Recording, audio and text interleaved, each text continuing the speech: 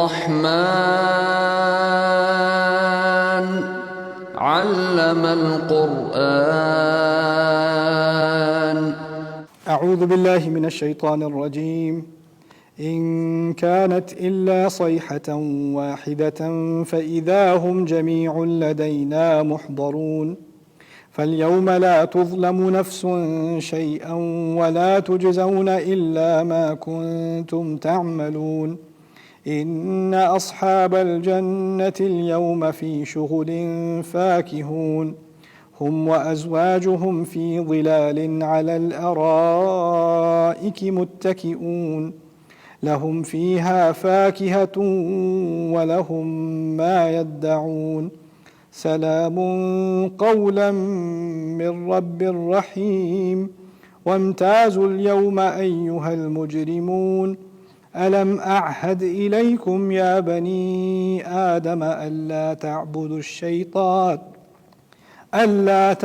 الشيطان إنه لكم عدو مبين. وأن اعبدوني هذا صراط مستقيم. ولقد أضل منكم جبلا كثيرا أفلم تكونوا تعقلون. هذه جهنم التي كنتم توعدون. اصلوها اليوم بما كنتم تكفرون. رب اشرح لي صدري ويسر لي أمري واحلل عقدة من لساني يفقه قولي. فالحمد لله والصلاة والسلام على رسول اللہ وعلى آلہ وصحبہ اجمعین ثم اما بعد. ابھی ہم پھر دوبارہ 5ویں حصے میں ہی ہیں جس میں آخرت کا ذکر ہو رہا ہے. اس میں یوم قیامت کا ذکر ہے، اس کے بعد دوزخ کا ذکر ہے، اس کے بعد جنت کا بھی ذکر ہے. اب یہاں پر بات ہو رہی ہے مزید قیامت کے بارے میں. ان کانت الا صیحۃ واحدۃ، بس ایک ہی اونچی چیخ کی آواز ہوگی. فاذا هم جميع لدینا محضرون، تو ایک دم سے تمام کے تمام ہمارے سامنے کھڑے ہوں گے. یہ بات دوبارہ کی جا رہی ہے، پہلے صورت میں آ چکا ہے وَإِن كُلُّ لَمَّا جَمِيعٌ لَدَيْنَا مُحْضَرُونَ، وہ آیت پہلے آ چکی ہے. اس آیت میں کیا بات کی جا رہی تھی کہ جس طرح پرانی قوموں کو لایا جائے گا تمہیں بھی لایا جائے گا. اب اس بات کو دہرایا جا رہا ہے کہ تمام کے تمام اللہ تعالیٰ کے سامنے ایک دم سے ایک ہی چیخ کے بعد لائے جائیں گے. تو اب 2 اونچی آوازوں کی بات کی گئی ہے. ایک اونچی آواز وہ تھی جس سے قوم برباد ہو جاتی ہے. دوسری اونچی آواز یہ سور کی طرف اشارہ ہے. دوسری دفعہ جب سور پھونکی جائے گی تو سارے جمع ہو جائیں گے اللہ تعالیٰ کی طرف. فَالْيَوْمَ لَا تُظْلَمُ نَفْسٌ شَيْئًا، پھر اس دن کسی نفس کے ساتھ، کسی انسان کے ساتھ، کسی شخص کے ساتھ کسی قسم کا ظلم نہیں کیا جائے گا. وَلَا تُجْزَوْنَ إِلَّا مَا كُنْتُمْ تَعْمَلُونَ، اور تمہیں سوائے اس کے جو تم نے خود کیا ہے اس کے علاوہ تمہیں کسی چیز کی کوئی جزا نہیں ملنی. فَالْيَوْمَ لَا تُظْلَمُ نَفْسٌ شَيْئًا کے معنی اور بھی ہیں کہ کسی انسان پر ظلم اس دن نہیں ہوگا، کہ معنی یہ بھی ہیں کہ آپ سے ظلم نہیں ہوگا، اور یہ بھی ہیں کہ اب تم کسی اور پر ظلم نہیں ڈھا سکتے. پہلے کہا تھا نا کہ انبیاء کو وہ کہتے تھے کہ تم منحوس ہو، ہم تمہیں ٹارچر کریں گے، تمہیں مار دیں گے. اس مومن کے ساتھ کیا کیا تھا؟ اس کا ظلم ہی تو کیا تھا. اب تمہارے ظلم کرنے کے دروازے بند، اب کسی پر ظلم نہیں ہو سکتا، اور نہ کسی اور کے ساتھ ہوگا، تمہارے ساتھ بھی نہیں ہوگا. اور اب تمہارا حساب لیا جائے گا، اور تم سے صرف اسی چیز کی جزا ملے گی جو تم خود کرتے رہے ہو. وَكُلَّ شَيْءٍ أَحْصَيْنَاهُ فِي إِمَامٍ مُبِينٍ. تو یہ پہلے جو بات کی تھی نا کہ ہم نے تمام چیزیں ریکارڈ کی ہوئی ہیں ایک واضح کتاب میں جو تمہارے سامنے کھولی جائے گی، امام مبین. اب اس بات کی وضاحت ہو رہی ہے اس کتاب کا فائدہ کیا ہوگا. اس کتاب سے نکالا جائے گا تم نے کیا تھا، کیا حرکت کی تھی. اور یہاں عمل کی بات کی جا رہی ہے. عمل سے مراد ہے وہ باتیں جو تم نے نیت کے ساتھ کی تھی. یعنی نیت اور کام دونوں مل کر عمل بنتا ہے. اگر نیت کے بغیر کوئی کام ہو تو اس کو فعل بھی کہہ دیتے ہیں. جیسے اگر آپ چل رہے ہیں تو ایک پاؤں اٹھائیں اگلا پاؤں اٹھائیں، یہ فعل ہے. آپ سوچ کے تھوڑی، نیت کر کے تھوڑی اگلا پاؤں اٹھاتے ہیں، وہ چل رہے ہیں. لیکن اگر آپ مسجد کے دروازے کی طرف آ رہے ہیں تو یہ دروازے کی طرف چلنا یہ عمل ہے. میرا ابھی سانس لینا فعل ہے، میں سوچ نہیں رہا، سانس آ رہی ہے، میں لے رہا ہوں، ایک عمل تو ایک کام تو ہو رہا ہے، لیکن اس کو فعل کہیں گے. لیکن ابھی جو میں بول رہا ہوں کیونکہ میں سوچ سمجھ کے بول رہا ہوں، اس کو کیا کہیں گے؟ عمل. قرآن میں کیا ہے؟ دو طرح کے کام کا ذکر ہے، ایک فعل ہے اور ایک عمل ہے. رائٹ. فعل کے بارے میں کیا کہا ہے؟ مزے کی چیز کیا ہے؟ فرشتوں نے کیا کرنا ہے؟ یعلمون ما تفعلون. فرشتوں کو پتا ہے تم کیا فعل کر رہے ہو، اور اللہ تعالیٰ کہہ رہا ہے تمہیں جزا دی جائے گی فعل کی نہیں، کس کی دی جائے گی؟ عمل کی دی جائے گی. کیا فرق ہے؟ فرشتے کو میری نیت نہیں پتا، فرشتے کو صرف میرے اعمال پتہ ہیں جو ظاہر ہیں، جو ظاہر اعمال ہوتے ہیں اس کو فعل کہتے ہیں. اب میں نے درس دیا، فرشتہ دیکھتا ہے اس نے درس دیا. آپ نے بیٹھ کے درس سنا، اس نے لکھ دیا اس نے بیٹھ کے درس سنا. میں نے نماز پڑھی، آپ نے نماز پڑھی، ہم سب کے فرشتوں نے لکھ دیا اس نے نماز پڑھی. اللہ تعالیٰ کے پاس جائیں گے تو اس فعل کے ساتھ ایک نیت بھی تھی، دھیان سے نماز پڑھی، دکھاوے کے لیے نماز پڑھی، کسی کے زور میں آ کے نماز پڑھی. اب وہاں وہ فعل تو لکھا ہوا ہے کیونکہ فرشتے نے تو سارے افعال لکھ دیے، لیکن اس فعل کی حیثیت کیا تھی؟ اس کی حیثیت تو صرف اس وقت ہوگی جب اس کا اصل عمل سامنے آئے گا. یعنی اس فعل کا کوئی وزن خود بحیثیتی خود نہیں ہے، جب وہ عمل کے طور پر ہوگا تب اس کا کچھ وزن ہے. اسی لیے کہا گیا ہے وَقَدِمْنَا إِلَى مَا عَمِلُوا مِنْ عَمَلٍ فَجَعَلْنَاهُ هَبَاءً مَنْثُورًا. ہم آئیں گے، اللہ تعالیٰ کہتے ہیں ہم اس کے تمام اعمال نامے جو پورے اس کی لسٹ ہوگی اعمال کی، اس کی طرف آئیں گے اور اس کو دھواں بنا کر چھوڑ دیں گے. ہباء منثورا، اسکیٹرڈ ڈسٹ. کیوں؟ کیونکہ وہ افعال تو تھے لیکن ان کی نیت خراب تھی، ان کی کوئی حیثیت نہیں تھی. انسان ان اعمال کو دیکھے گا، سوچے گا چلو کافی کلیکشن ہو گئی ہے، یہ تو سارے میں نے 6 حج کیے تھے، 6 کے 6 لکھے ہوئے یہاں پہ، دس لکس گڈ. آگے پہنچے وہ تمام دھواں بن کے غائب، کیونکہ اس کی نیت بھی سامنے ریکارڈ ہو رہی تھی. وہ تو اللہ تعالیٰ کے ہاتھ میں ہے. تو یہاں پر اسی لیے بائی دی وے کہا گیا ہے کہ کرامن کاتبین، وہ تو عزت کے ساتھ آپ کے افعال لکھ دیتے ہیں، لیکن ان افعال کی عزت کرنی چاہیے تھی یا نہیں اللہ کے ہاتھ میں، وہ اس کو پتہ ہے. وَمَا تُجْزَوْنَ وَلَا تُجْزَوْنَ إِلَّا مَا كُنْتُمْ تَعْمَلُونَ إِنَّ أَصْحَابَ الْجَنَّةِ الْيَوْمَ فِي شُغُلٍ فَاكِهُونَ. جنت کے لوگ اس دن، جنت کے صاحب کہتے ہیں عربی میں، اصل میں اگر لوگوں کی دوستی ہو نا تو اس کو صدیق بھی کہتے ہیں، رفیق بھی کہتے ہیں، صاحب بھی کہتے ہیں، مختلف الفاظ ہیں. ہر لفظ کا اپنا ایک رنگ ہے عربی میں. خلیل کہتے ہیں ایسے دوست کو جس کے ساتھ آپ دلی بات کر سکیں. صدیق کہتے ہیں ایسا دوست جس سے آپ کوئی بات چھپاتے ہی نہیں، سچ بات اسے کہہ دیتے ہیں. ہوتا نا کچھ لوگوں سے آپ فارمیلٹی ہوتی ہے، اس کو پوری بات آپ کھول کے نہیں کہتے. کوئی ایسا دوست جس سے کوئی بات نہیں چھپتی، آپ اس سے کھل کر کہہ دیتے ہیں، وہ آپ سے کھل کر کہہ دیتا ہے، یہ آپ کا صدیق ہے. حمیم ایسا دوست ہوتا ہے جس کے عربی میں جس سے ہمہ سے نکلا ہے، ہمہ کہتے ہیں اصل میں بخار کو. ایسا دوست جو وہ نہ ہو نا تو ایک تڑپ سی ہوتی ہے انسان میں اس سے ملنے کی، وہ بہت یاد آتا ہے، اس کو حمیم کہا جاتا ہے. رفیق رفق سے نکلا ہے. رفق کے معنی ہوتے ہیں نرمی، جیسے تکیہ جو ہے وہ مرفق ہے. ایسا دوست جس کی کمپنی میں آپ کو ایک کمفرٹ سی محسوس ہو، آپ کو ایک آرام آئے اس کی بات سن کر اس کی کمپنی میں، اس کو رفیق کہا جاتا ہے. پھر یہاں پر لفظ کیا آیا ہے؟ صاحب. وَإِنَّ أَصْحَابَ الْجَنَّةِ. صاحب ایسے شخص کو کہتے ہیں جس کی آپ کے ساتھ ہر طرح سے بنتی ہے، اس کی پرسنالٹی آپ کے ساتھ کنیکٹ ہوتی ہے، اس کے مذاق آپ کو پسند ہے، آپ کے مذاق اس کو پسند ہے، آپ ایک طرح کی آپ کی پرسنالٹی ہے، آپ ایک دوسرے کے ساتھ سنکرنائز ہیں، اس کو صاحب کہتے ہیں. ہمیں جب اصحاب الجنہ کہا ہے نا تو اس میں بہت خوبصورت انداز یہ ہے کہ ہم جنت کے لیے اچھے فٹ ہیں، جنت ہمارے لیے اچھا فٹ ہے. ایک دوسرے سے ان کی مماثلت ہے، ان دونوں کی ان کا آپس میں تناسب ہے. اسی لیے اصحاب الجنہ اور اصحاب النار، جو لوگ جنت کے لیے موضوع ہیں، جو جنت کے لیے مناسب ہیں، وہ اصحاب الجنہ ہیں. دوسری طرف ہیں اصحاب النار. صاحب also اس کو مزید اس کے معنی میں یہ ہے جو آپ کے ساتھ بہت لمبا عرصہ گزارے، وہ آپ کا صاحب بن جاتا ہے. اور یہ کہنے سے یہاں کس بات کی طرف اشارہ ہے کہ آپ نے جنت میں بہت عرصہ گزارنا ہے. اصحاب الجنتی، یہی لفظ نبی کے لیے استعمال ہوا ہے علیہ الصلوۃ والسلام اپنی قوم کی نسبت سے. وما صاحبکم بمجنون، آپ کے صاحب پاگل نہیں ہیں.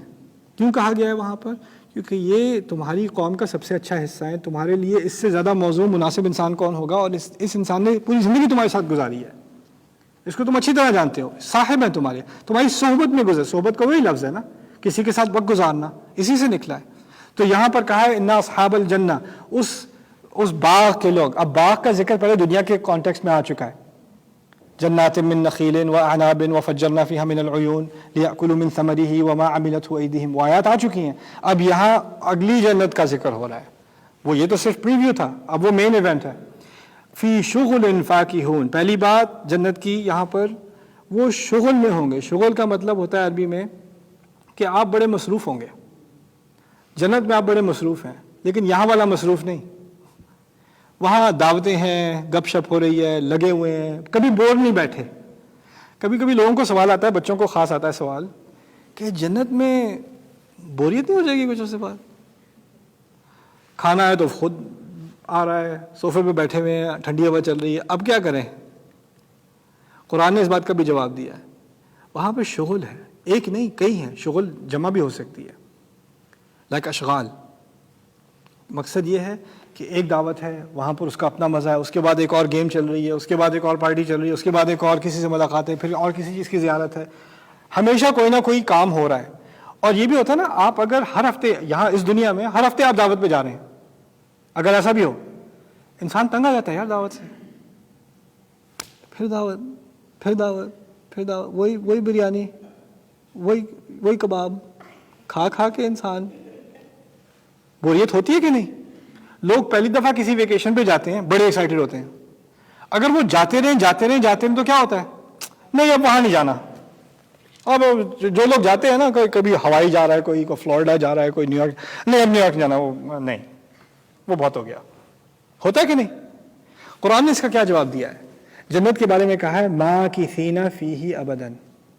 مکث کے معنی عربی میں ہوتے ہیں کسی ایسی چیز کا انتظار جس کے انتظار میں آپ کافی عرصے سے بیٹھے رہے ہیں اور آپ کو پتہ نہیں کیسی ہوگی.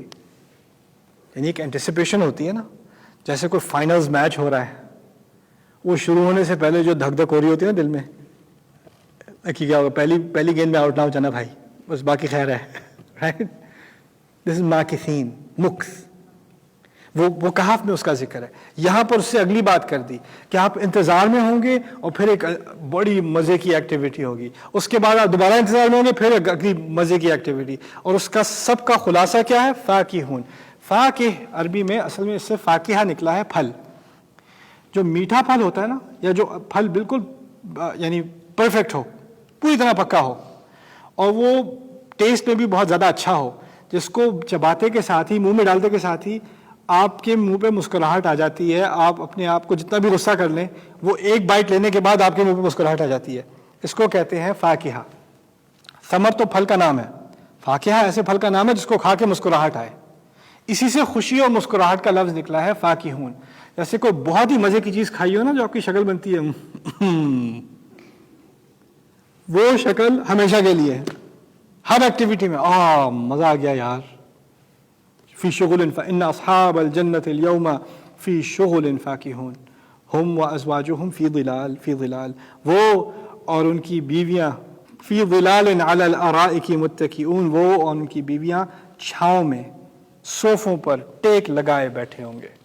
ہم وازواجہم فی ظلال علی الارائک متکئون. بارک اللہ لی ولکم فی القرآن الحکیم ونفعنی وإیاکم بالآیات والذکر الحکیم. الرحمن علم القرآن. الرحمن علم القرآن. الحمد للہ والصلاة والسلام علی رسول اللہ وعلی آلہ وصحبہ اجمعین، ثم اما بعد، فاعوذ باللہ من الشیطان الرجیم. ہم وازواجہم فی ظلال علی الارائک متکئون لہم فیہا فاکہۃ ولہم ما یدعون سلام قولا من رب الرحیم. رب اشرح لی صدری ویسر لی امری واحلل عقدۃ من لسانی یفقہوا قولی. آمین یا رب العالمین. ثم اما بعد، قرآن میں جنت کے بارے میں کئی نعمتوں کا ذکر ہے، اور ان میں سے ایک نعمت جس کا سوال ہے کہ مردوں کے بارے میں تو کہا ہے کہ ان کو بڑی خوبصورت بیویاں ملیں گی، تو وہ عورتوں کا کیا بنے گا؟ اس میں کچھ باتیں بنیادی سمجھنے کی ضرورت ہے. پہلی بات، الا یعلم من خلق، کیا اللہ کو نہیں معلوم اس نے کسے بنایا ہے؟ اللہ کو اچھی طرح معلوم ہے اس نے مرد میں کیا ڈالا ہے، اللہ کو اچھی طرح مجھ سے زیادہ معلوم ہے، آپ سے زیادہ معلوم ہے اس نے عورت میں کیا ڈالا ہے، اچھی طرح بتایا اسے. پہلی بات. دوسری بات، جنت کے بارے میں بنیادی اصول قرآن کا اپنا ہے، وَلَكُمْ فِيهَا مَا تَشْتَهِي أَنفُسُكُمْ وَلَكُمْ فِيهَا مَا تَدَّعُونَ. یہ بات یاد رکھنا، جنت کے اندر تمہیں جو تمہارا دل چاہے تمہیں ملے گا، اور جس چیز کا آرڈر دو گے، تدعون کہتے ہیں کسی چیز کی طلب کرنا، جو چیز طلب کرو گے، جو دل میں آئے مانگو گے، دے دیا جائے گا. ایک تو ہے جو پہلے سے تمہارے اندر ایک چاہت تھی، خواہش تھی، دنیا میں بیٹھے ہوئے تمہارے دل میں کوئی خواہشات تھیں، جو ہوگی پوری ہوگی. کوئی چیز حرام نہیں ہے. اس کے علاوہ جب جنت پہنچو گے تو شاید تمہاری امیجنیشن اور بڑی ہو جائے کہ اب تو کچھ اور چیزیں بھی آرڈر کر سکتے ہیں, پھر جو چاہے آرڈر کر لینا. یعنی انسان کی ٹیسٹ بدل جاتے ہیں نا. جنت میں جا کے ٹیسٹ بدل بھی جائے گا, جو مانگنا ہے مانگ لو, کوئی بات نہیں. وَلَكُمْ فِيهَا مَا تَدَّعُونَ, یہ کھلی انویٹیشن ہے اللہ کی طرف سے. اس میں یہ خاص مردوں کے لیے نہیں ہے, یہ خاص عورتوں کے لیے نہیں ہے, تمام اہل جنت کے لیے, اصحاب الجنہ کے لیے. یہ دوسری بات. تیسری بات میں آپ سے بتاؤں, میں نے اس بات کو تقریباً 12 سال ہو گئے ہیں اب. میں نے ٹین ایج لڑکے لڑکیوں کا ایک ایکسپیریمنٹ کیا تھا سنڈے اسکول میں. تقریباً 100 لڑکے اور 100 لڑکیاں, اور ان کو ہر ایک کو میں نے خالی کاغذ دیا, پین دیا, اور ان سے کہا اگر حلال حرام کی تمیز نہ ہو, تمہیں جو چاہیے مل جائے, بس لکھ دو کہ تمہیں نمبر 1 چیز کیا ہے کہ کیا چاہیے. تمہارے پاس 15 سیکنڈ ہے, ایک ہی لفظ لکھنا ہے, کوئی جملہ لکھنے کی ضرورت نہیں ہے, ایک ہی لفظ لکھنا ہے, اور یہ لکھ کے کاغذ فولڈ کر دو. کسی کو نہ پتا, اپنا نام نہ لکھنا, کچھ نہ لکھنا, بس فولڈ کر کے آگے بھیج دو. اس میں کسی کو جج نہیں کیا جائے گا, کسی کو سزا نہیں ملے گی, جو دل میں آئے لکھ دو. اگر کوئی حلال حرام کی بات نہ ہو, تمہارے دل میں جو سب سے بڑی خواہش ہے, جو تم چاہتے ہو, وہ لکھ دو. 15 سیکنڈ کیا, 5 سیکنڈ بعد لڑکوں کی سائڈ سے سارے پیپر واپس آ گئے. اس ہیف میں امت کے اجماع ہے, کوئی کنفیوژن نہیں ہے کیا چاہیے. وہ میں آپ کو بتانے کی بھی ضرورت نہیں مجھے کہ کیا چاہیے تھا انہیں, آپ کو اچھی طرح بات سمجھ آتی ہے, مجھ سے اچھی سمجھ آتی ہے. مزے کی بات ہوئی لڑکیوں کی سائڈ پہ. 15 سیکنڈ گزر گئے تو وہاں سے آواز آئی, wait can we have more time. مجھے تھوڑا اور سوچنے کا, ایک second, just one more second, just. ہاں سو ہارڈ, اتنا مشکل کیوں ہے کیا. اب ایک بچی بیچاری وہ لکھتی کاٹتی, لکھتی کاٹتی, لکھتی کاٹتی, دوسری کا کاغذ ابھی تک خالی, اس کو گھور رہی ہے, میں کیا لکھوں.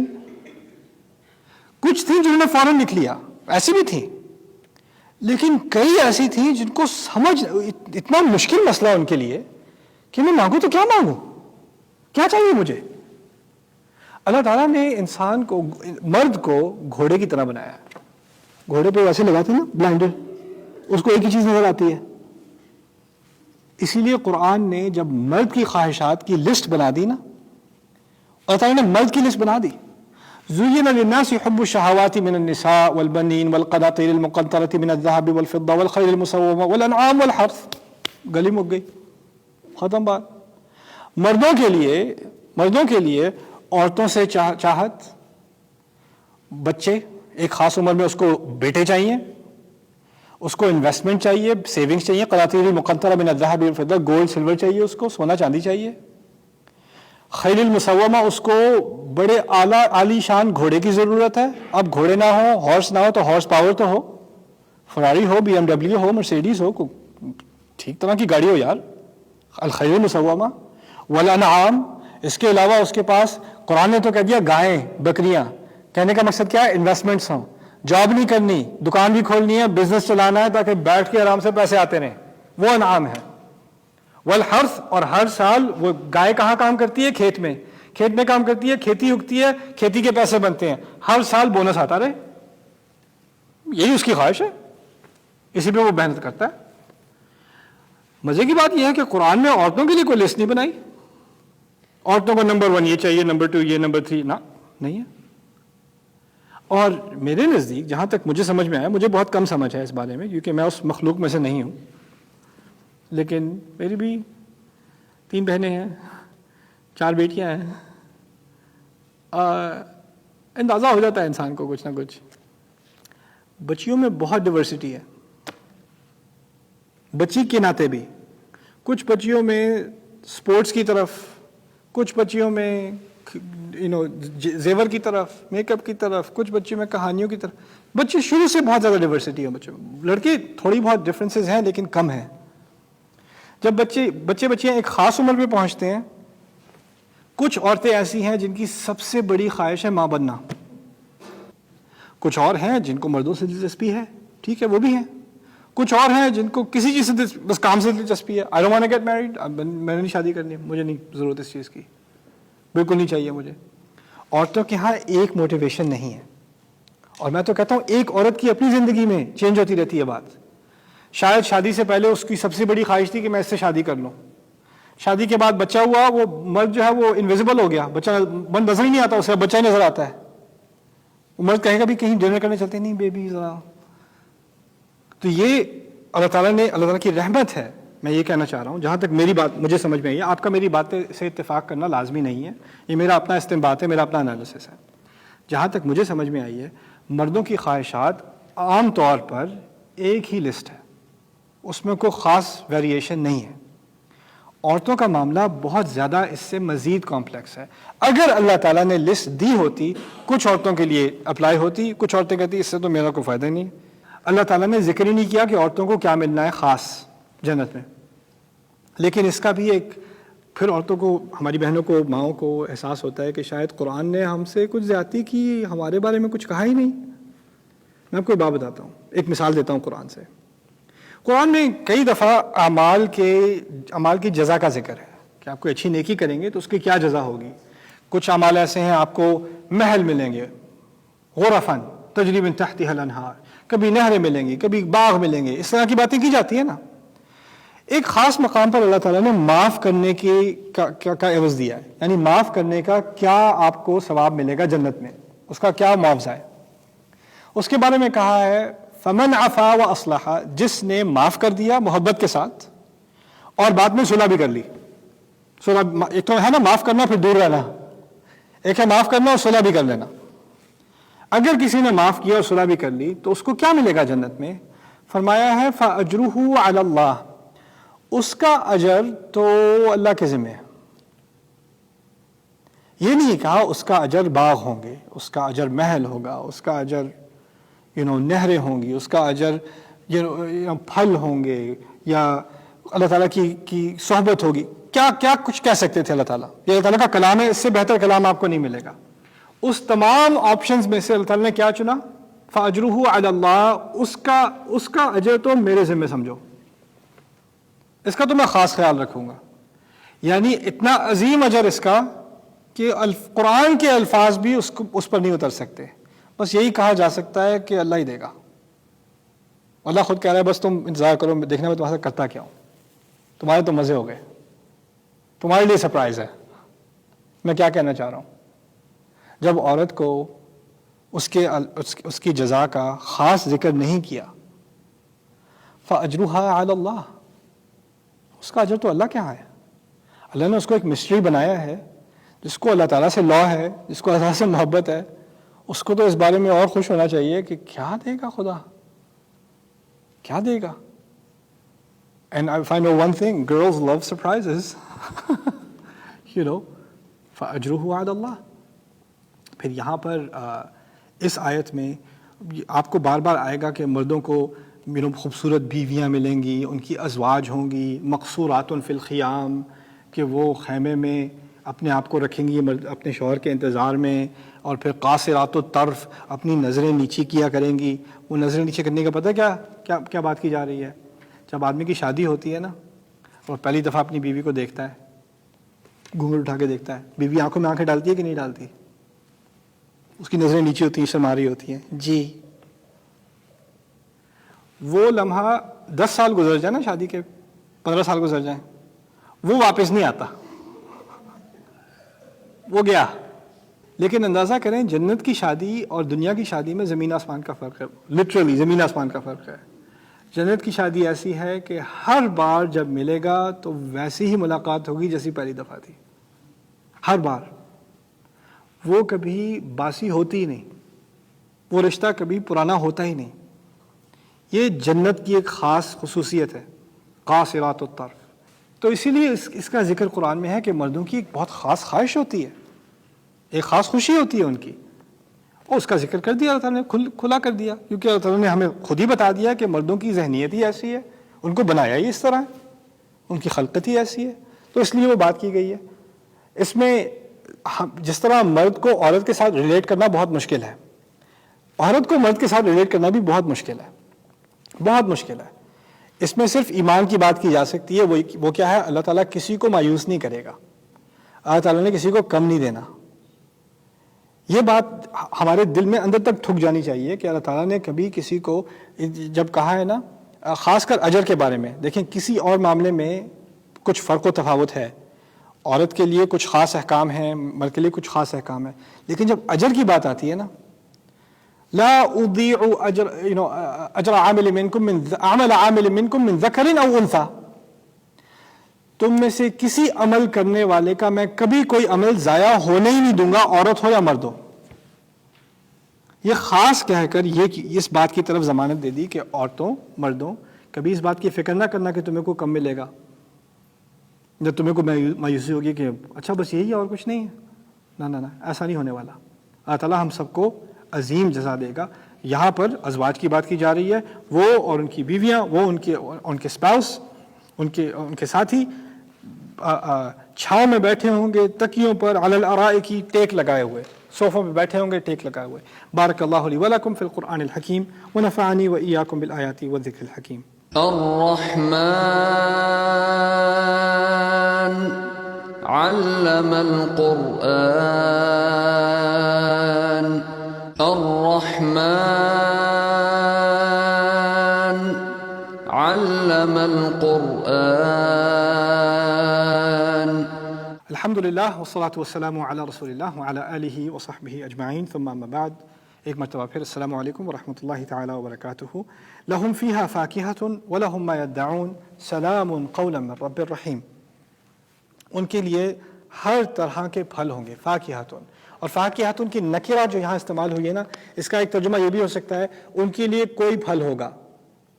اب کوئی پھل سے مراد سوال پیدا ہوتا ہے کون سا پھل، اور یہ جان بوجھ کے اللہ تعالیٰ نے کیا ابھی نہیں بتا رہا، اب نہیں بتانا تمہیں، اب انتظار کرو، سوچتے رہو کون سا پھل، لیکن ایسا پھل جس سے تمہیں مسکراہٹ ضرور آئے گی۔ لہم فیہا فاکہۃ ولہم ما یدعون، اور پھر ان کے لیے کیا ہوگا، اور خاص ان کے لیے جو وہ مانگیں گے، جس چیز کا مطالبہ کریں گے، جس چیز کا آرڈر دیں گے وہ ان کے لیے آ جائے گی۔ مجھے بڑی خوشی ہوئی تھی جب میں یاد کر رہا تھا، حفظ کر رہا تھا کچھ حصہ قرآن کا، وَلَحْمِ طَيْرٍ مِّمَّا يَشْتَهُونَ، اور خاص کر کھانے میں اللہ تعالیٰ پھلوں کا بہت ذکر کرتے ہیں۔ مجھے پھلوں کا اتنا شوق نہیں ہے، اب بار بار قرآن میں پھلوں کا ذکر ہو رہا ہے۔ کھجوریں تو ہیں لیکن کھجوریں مجھے تو اچھی تو لگتی ہیں، اتنی بھی اچھی نہیں لگتی۔ اسٹرابیریز تو ہیں نہیں قرآن میں، تو مجھے کچھ موٹیویشن چاہیے۔ اب میں یاد کر رہا ہوں تو آیت آتی ہے وَلَحْمِ طَيْرٍ مِّمَّا يَشْتَهُونَ، پرندوں کا گوشت جس کی تمہیں بڑی چاہت ہے۔ میں نے کہا چلو چکن کا انتظام تو ہو گیا۔ ایک ایک چیز کا بار کہیں کہیں جا کر کہیں نہ کہیں ذکر ہو جاتا ہے، وَلَحْمِ طَيْرٍ مِّمَّا يَشْتَهُونَ۔ لیکن اس کے علاوہ بھی، کھانے کے علاوہ بھی گھر کی بات، کسی اور چیز کی بات، وہ جنت کے بارے میں جو جن امیدوں کا ذکر کیا گیا ہے۔ فرض کریں ایک بچے نے مجھ سے آ کے پوچھا تھا ایکچولی کہ اگر میری فیملی اوپر والی جنت میں پہنچ گئی کسی 7ویں درجے کی اور میں نیچے والے میں ہوا تو میرا کیا ہوگا؟ اس کا بھی ذکر ہے قرآن میں۔ اور بات کیا کی گئی ہے کہ اللہ تعالیٰ اپنی رحمت سے جو لوگ نچلے درجے کی جنت میں ہوں گے نا، اگر آپ کے کوئی رشتہ دار اوپر ہے، آپ سب کو پرماننٹلی اپ گریڈ کر دیا جائے گا، ان کو نیچے نہیں لایا جائے گا، آپ سب کو اوپر لے جایا جائے گا۔ یہ اللہ تعالیٰ کی رحمت ہے۔ اس بات کو اچھی طرح سمجھ لیں، یہ جنت کے اندر ہی ہوتا ہے۔ یہ نہیں ہوتا کہ کوئی جنت میں ہے، کوئی رشتہ دار جہنم میں ہے تو اس کو اپ گریڈ کر دیں، وہاں سے اپ گریڈ نہیں ہونی، یہ جنت کے اندر ہی اپ گریڈ کا معاملہ چل رہا ہے، سمجھ رہے ہیں؟ تو یہ ہے وَلَهُمْ فِيهَا فَاكِهَةٌ وَلَهُمْ مَا يَدَّعُونَ۔ پھر اب تم کیا مانگ لو گے اس کے بعد کہ سب سے زیادہ عظیم خوشی کیا ہوگی اس دن؟ سلام قولا من رب الرحیم۔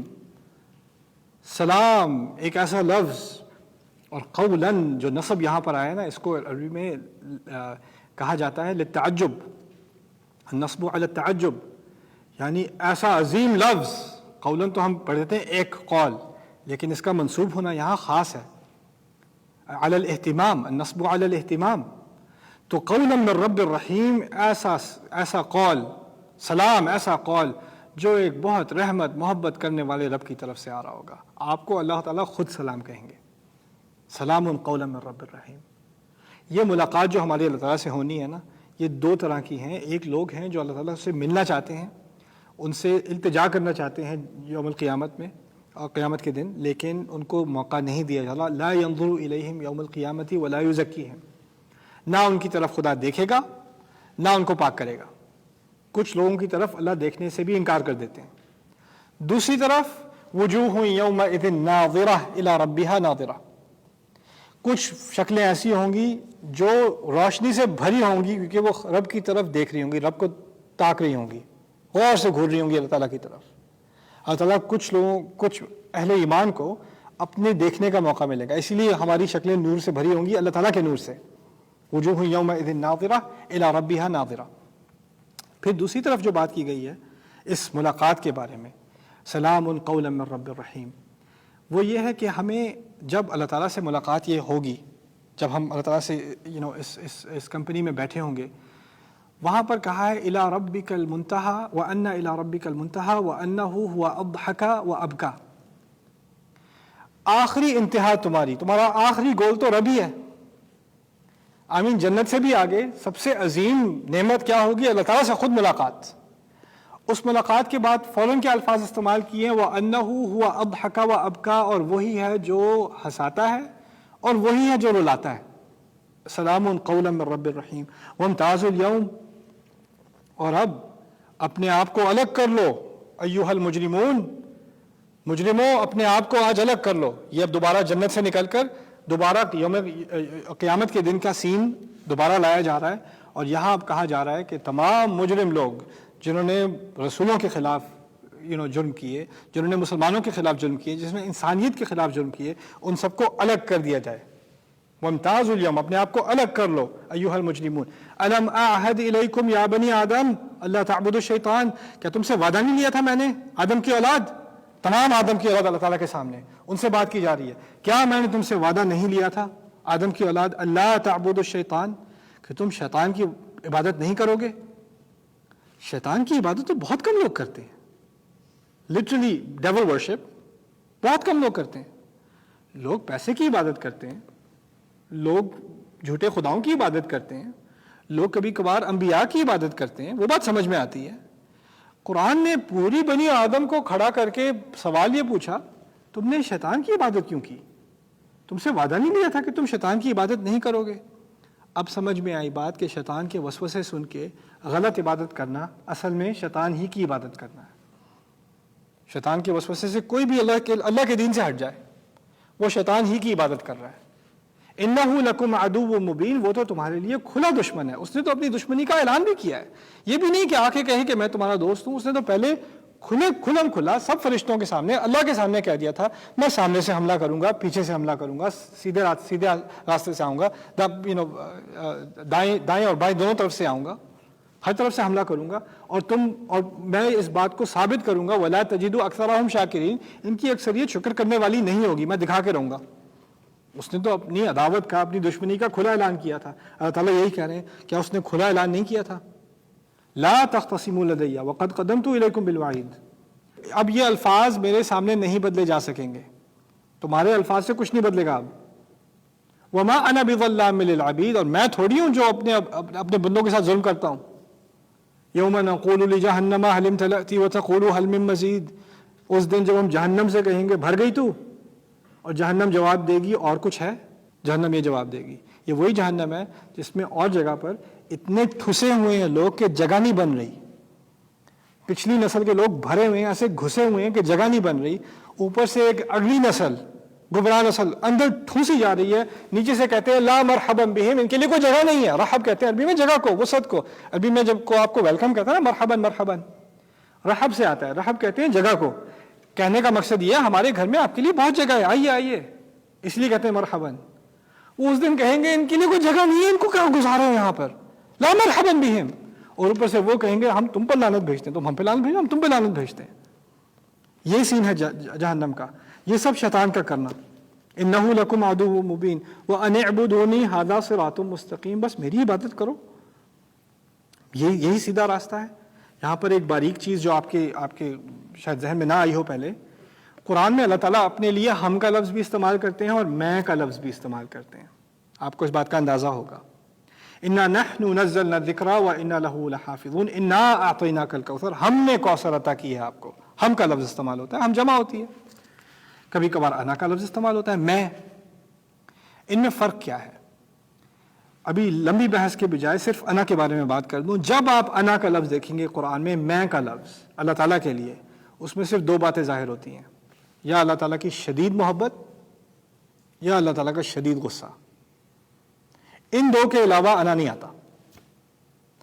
دیکھیں آپ کے اگر پہاڑ جتنے گناہ ہوں اور ان پہاڑ جتنے گناہ کو اللہ بدل کے پہاڑ جتنی اچھائیاں بنا دے، یہ عام رحمت ہے یا خاص رحمت ہے؟ یہ خاص ہے نا. ایک تو ہے کہ اس پہاڑ کو مٹا دیا، وہ اور بات ہے. پہاڑ کو، برائی کے پہاڑ کو اچھائی کا پہاڑ بنا دیا، اسے توبہ کہتے ہیں. فَأُولَئِكَ يُبَدِّلُ اللَّهُ سَيِّئَاتِهِمْ حَسَنَاتٍ، جن لوگوں نے توبہ کی ان کی برائیاں میں اچھائیوں میں بدل دوں گا. یہ قرآن کا وعدہ ہے توبہ کرنے والے کے لیے.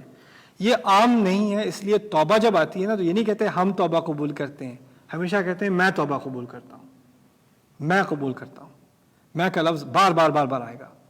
غصے کی مثال میں آپ کو دیتا ہوں. عیسیٰ علیہ السلام عیسیٰ علیہ السلام بنی اسرائیل کے آخری نبی ہیں نا، اور آپ کو بنی اسرائیل کے بارے میں پتا ہوگا کلما ہلک نبی خلف نبی، ہر نسل میں نبی آتا رہا ہے. ان کتنے معجزے دیکھ چکے وہ لوگ، کتنے معجزے نہیں دیکھے. اب ان کے ماننے والے جو تھوڑے بہت تھے انہوں نے کہا آپ اپنے رب سے دعا کیجئے کہ ہمیں آسمان سے کچھ کھانا بھیج دیں. انہوں نے کہا خوف کرو خدا کا، تم اسی قوم میں سے ہو جس نے کیا کچھ نہیں مانگا. تمہارے لیے چشمے پھوٹے ہیں پتھر میں سے، تمہارے لیے بادل تمہارے پیچھے پیچھے آئے ہیں، اب تم یہ مانگ رہے ہو، کتنے معجزوں کے بعد تم اور معجزے مانگ رہے ہو، تمہیں خوف نہیں ہے خدا کا. انہوں نے کہا نہیں، یہ ہمارے دل کی تسلی کے لیے. پھر اللہ تعالیٰ نے کیا کہا ہے جواب میں؟ انی منزلھا الیکم، میں بھیج رہا ہوں، میں بھیج رہا ہوں. میں کا لفظ ہے نا، کیا مطلب ہے؟ یا تو غصہ یا رحمت. ابھی پتہ چل جائے گا کون سا ہے. اگر اس کے بعد تم میں سے کسی نے کفر کی مجال کی، فإنی، بے شک پھر میں، اعذبہ، میں ہی اسے عذاب دوں گا، لا اعذبہ، ایسا عذاب جو میں نے کبھی کسی کو نہیں دیا، فی العالمین، پوری قوموں میں، پوری تاریخ میں کبھی میں نے کبھی کسی کو اتنا عذاب نہیں دیا جتنا میں اس شخص کو دوں گا. میں یہاں کہا ہے میں نے وعدہ نہیں لیا تھا آدم کی اولاد شیطان کی عبادت مت کرنا، میں نے نہیں کہا تھا تم سے میری عبادت کرو، یہ سیدھا راستہ ہے. جب یہ یہاں میں کا لفظ استعمال ہو رہا ہے کس بات کی طرف اشارہ ہے؟ شدید غصہ اللہ تعالیٰ کا. اللہ تعالیٰ ہمیں اپنے غصے سے بچائے. بارک اللہ لی ولکم فی القرآن الحکیم ونفعنی وإیاکم بالآیات والذکر الحکیم. الرحمن علم القرآن